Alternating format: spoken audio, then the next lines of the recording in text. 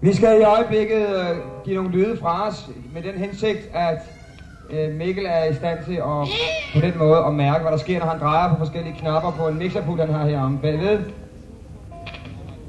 Og prøv om ikke han skulle modtage nogle signaler fra en person, som så netop måske var foran, så vi kunne få en fornemmelse af, at vi er ved at få lidt rimelig lyd på. Ja.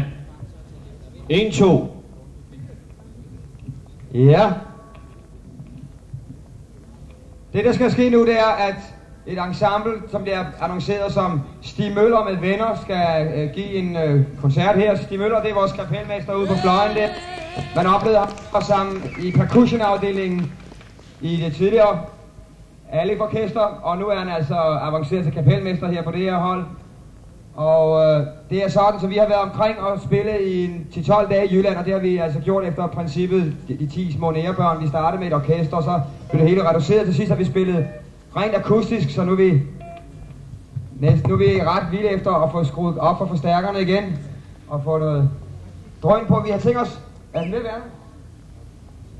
Vi regner med, den er der. Vi skal starte med et nummer, som starter på Stigs repertoire fra en del år tilbage. Et nummer, som stammer fra den tid, hvor de første kom sammen i byens parker.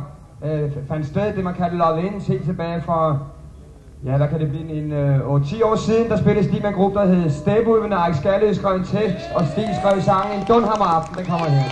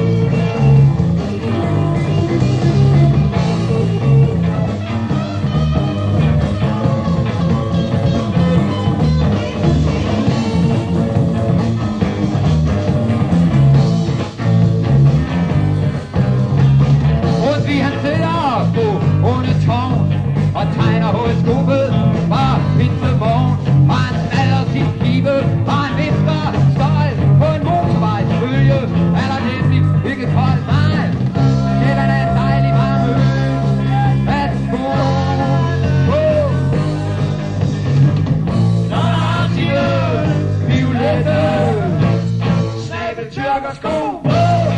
Ja, der går. Åh ja. Og sådan en nat er der ikke mange af for venner til på væk, hvad de siger på det der støver. Trækker i mine fingre, spids, og jeg ved, at I ikke undrer jeg ved. Jeg er fløjet bort, byen som vi to, ja. Og jeg har mine violette sabeltyrkersko på, ja, der går. En Dunhammer aften, hammer med sort på.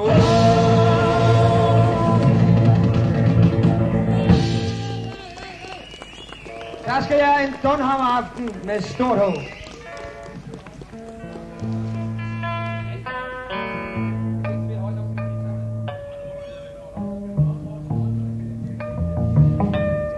Vi skal fortsætte med et nummer, som Niels Skovsen har lavet. Det er jo sådan, at vi vil hovedsageligt høre musik fra Stig Møller og Niels Skovsens repertoire. I det nummer, Niels Skovsen giver her, der siger han, nu har den sidste mand forladt mig.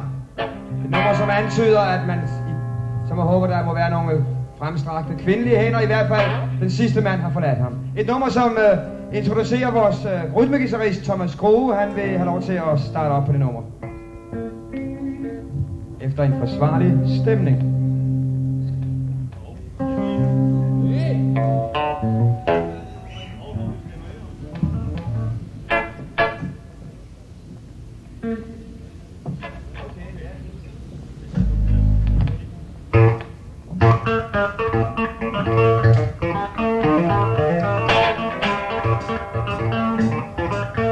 Hvor den sidste mand forladt mig, jeg er inde med mig selv. Og døren den står åben efter dem, der sagde farvel. Jeg er udenfor, der kører byens bus. Ekstra vild i dag, den er ladet op med længsler, sandhed og bedrag.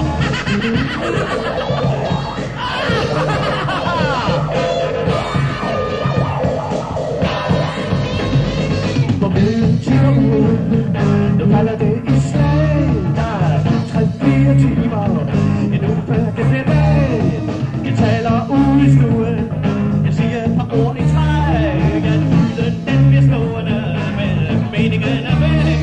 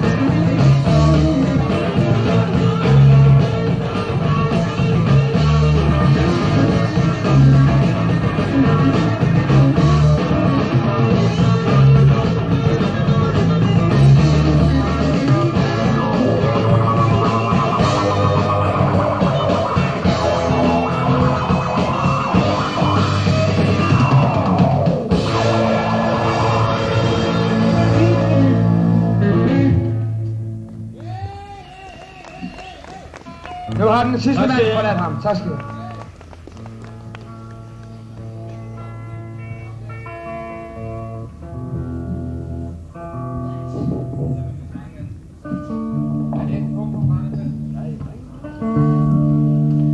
Vi skal have et nummer nu, som Stig Møller har skrevet under inspiration af de fantastiske kommunikationsmidler, vi har i det her samfund.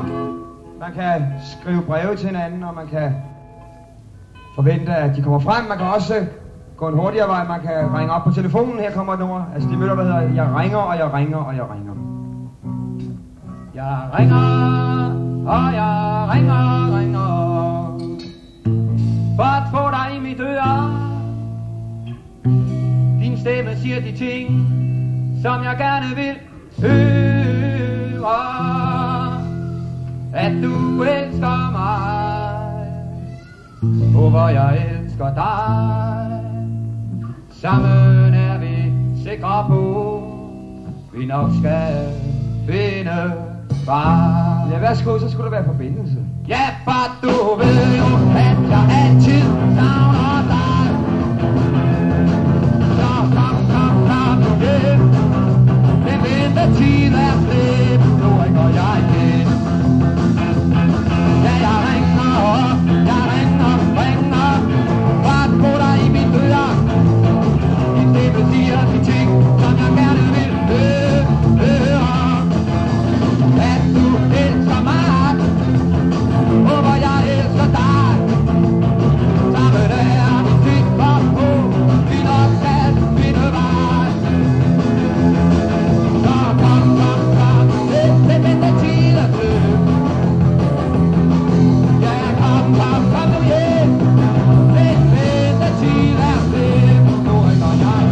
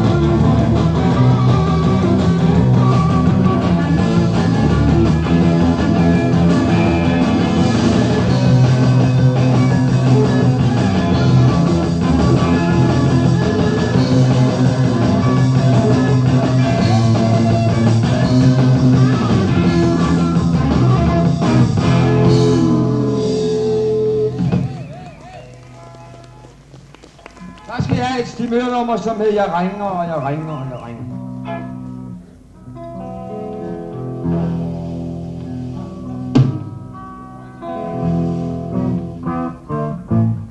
Det næste nummer er en tango, et nummer, som Niels har skrevet under inspiration af den nye EF-arkitektur, som er dukket op. Et nummer, som også har været titel på en plade, som blev udsendt for et halvt års tid siden. Et nummer, der hedder Et palads af glas.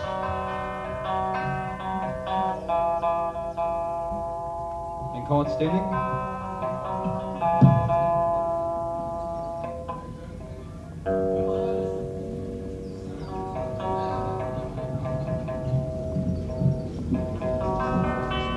Og den går til.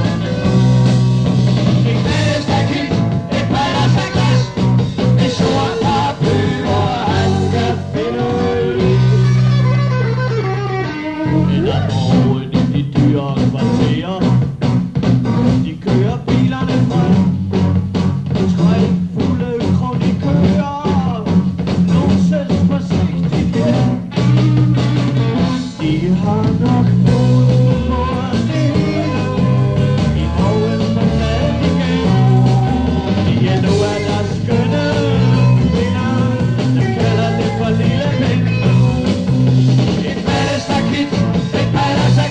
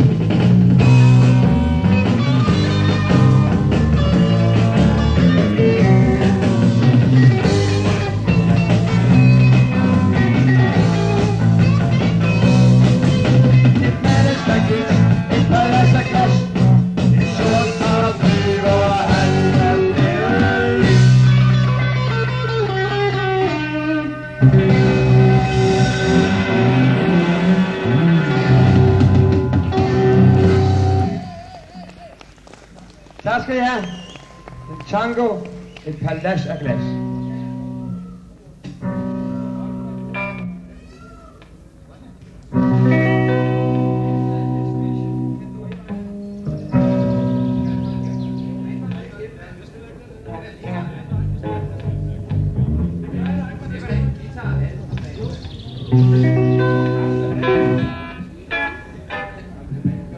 Hvis der er nogen, der trænger til det, så kommer der her et nummer, som handler om, hvordan man skal opføre sig, hvordan man skal give plads til hinanden, åbne dørene for hinanden og sørge for at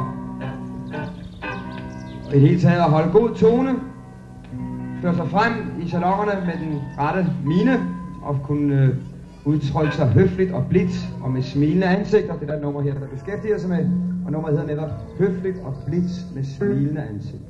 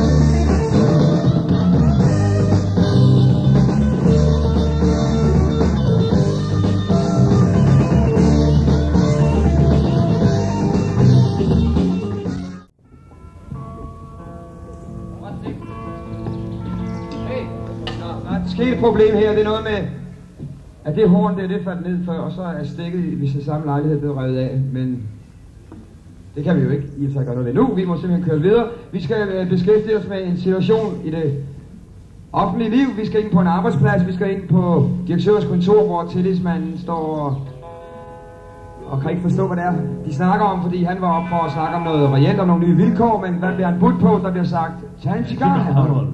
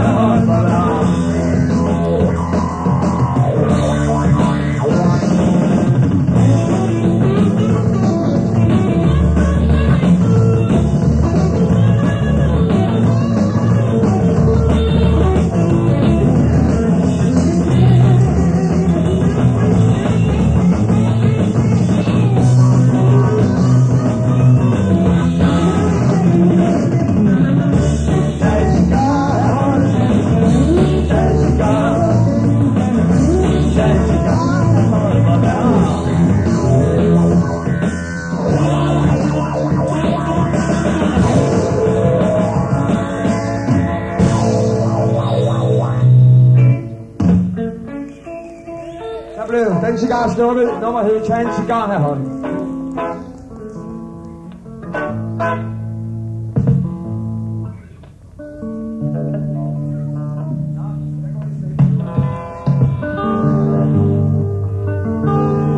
Ja, okay, så der har vi en hobby. Vi har en hobby, der handler om at stemme guitar. Det er en klub, som Stig Møller har oprettet. Han går meget højt op i det. Han dyrker det på alle mulige lederkanter.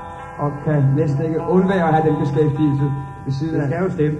Men nu skal vi høre et nummer, som er helt spændende nyt fra Stig Møllers side. Et nummer, som viser, hvilken genial og begavet kunstner Stig er. Han henter sine inspirationer helt tilbage i vores kulturelle forfædre, helt tilbage til Shakespeare's dage, hvor man kender til citater som to be or not to be, that's the question. Her kommer Møllers. Det at være, det at lære, det at give, det gør dig så fri.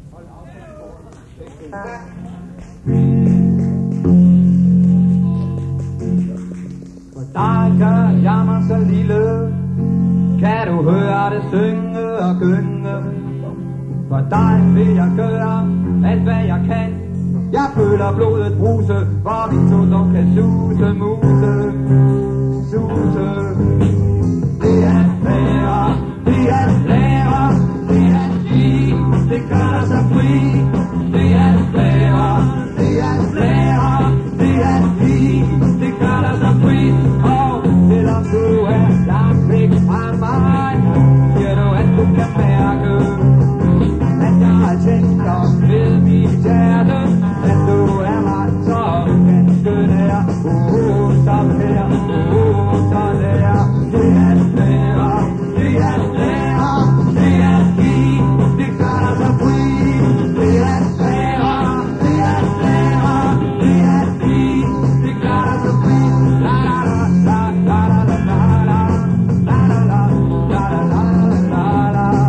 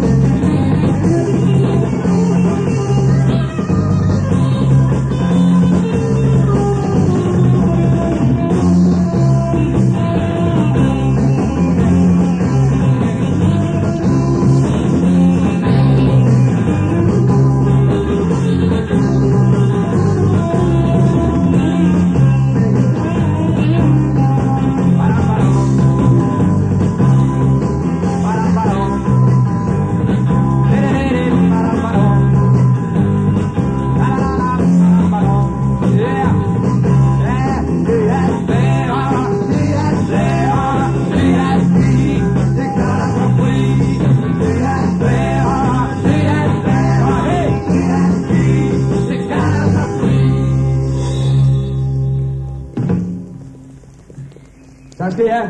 Det var et af Stigs sidste nye bedrifter. Et nummer, der hed Det at være, det er at lære. Det er at give, det gør dig så fri. Og vi skal lade Niels Skovsen også give et at sige sidste nummer, et nummer, som handler om... Ja, det er nummer. Om hvad? Det kommer nu. Ja, det handler om, på en måde om forstederne, Københavns forsteder. Og det er sådan, at jeg kommer fra et lille sted i udkanten af København, der hedder noget så yndigt som Buddinge. Og jeg kan da oplyse, at det ligger lige ved siden af Bange, for dem, der er interesseret i det. Og det medfører, at Stig og jeg er vokset op der i nærheden af hinanden. Der var nok et stykke fra hinanden, men alligevel, ikke? Det er en sang, som hedder Lili, som er på denne måde.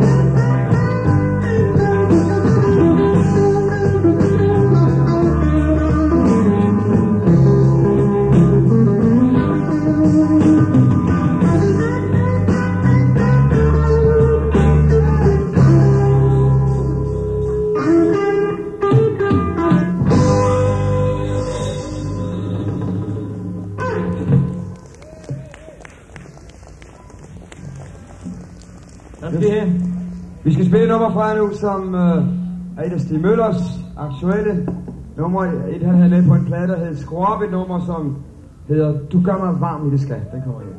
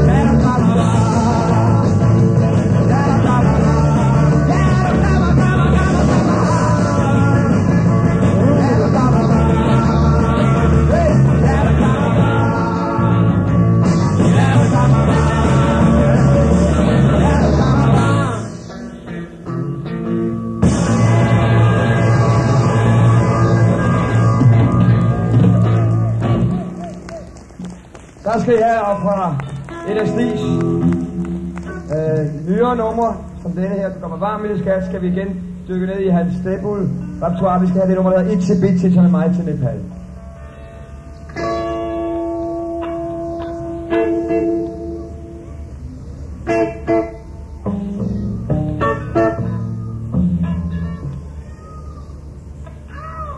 Bravo.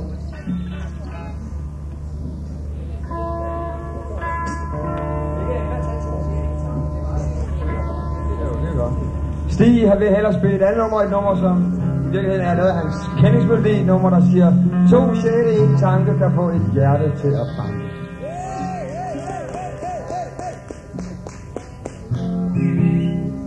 Bum bum bum bum, bada bum bum bum bum, bada la la la la la bum, bada la la la la la bum, bada la la la la la bada la la la la la la la la.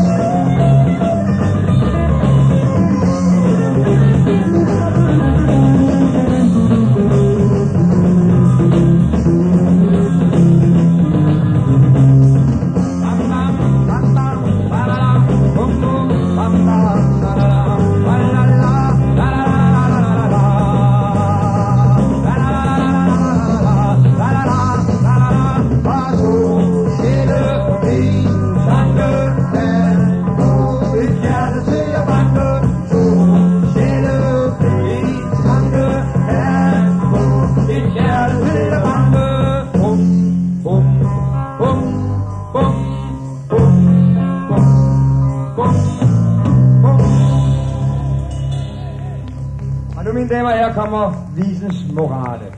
Altid har vi lært om godt og om ondt. Livet er for mig, dig kun vel ondt.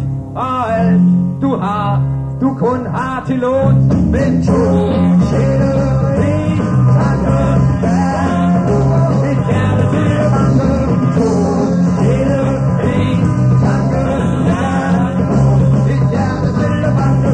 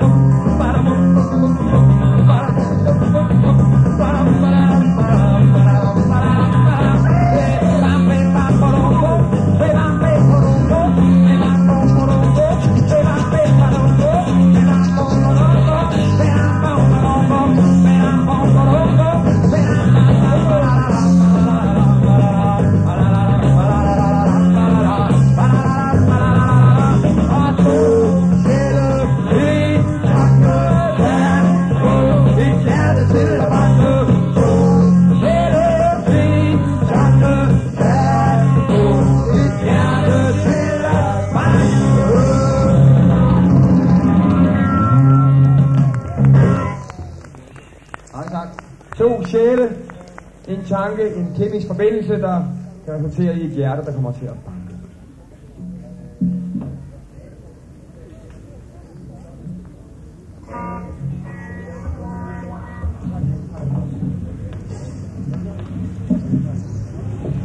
Vi vil godt have lov til at spille et sidste nummer for jer, inden der kommer nogle folk fra den svenske gruppe Ekba. Og det bliver et nummer, som kører på traditionel rockvis. Et nummer, som beskæftiger sig med det faktum, at nogle af os er forsynet med noget indvendigt i hovedet. Og det er der nogle af os, der også kan bruge. Og nogle af os er forsynet med det, man kunne kalde et godt hoved. Det skal man passe på, hvad man bruger til, ellers risikerer man nemlig at få gennemtræk i det. Et nummer, der hedder gennemtræk i hovedet. Sidde i søjlegangen skygge og lukke sig inde for et bygge. Et godt hus af år. Jernshyres verden udenfor. De elsker tale, de elsker høre. Rundt sig selv. Kommer. Gå ud af en af deres ører. For det ene øjeblik, der tror de. Det må de gerne have i. Og jeg tror det er ret. Ja, og igen træk i hovedet.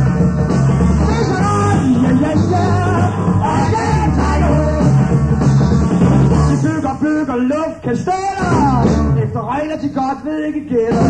De taler om ting de godt ved er forkerte. Alligevel sidder de der og diskuterer det. De elsker at tale, elsker at høre. Kun sig selv. Kommer. Gå ud og ind af deres ører. For det ene øjeblik, der tror de.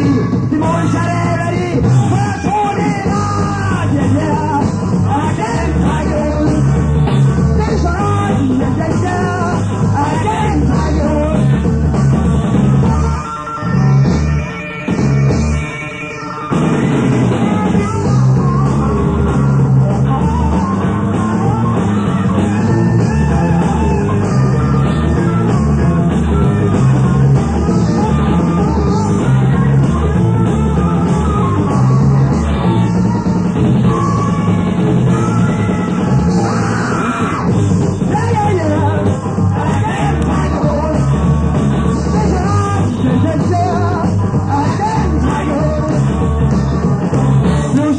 Døren op og ind, blæser virkelighedens vind. Og et huse, som de sidder der og bygger, relationerne går i stykker. Du ser på ruinen, og tumlet og ører, men tænk en gang, de begynder straks. På et kort hus, som er meget, meget, meget større. Og vi har set, går gennem deres dør, tårerne inder, uden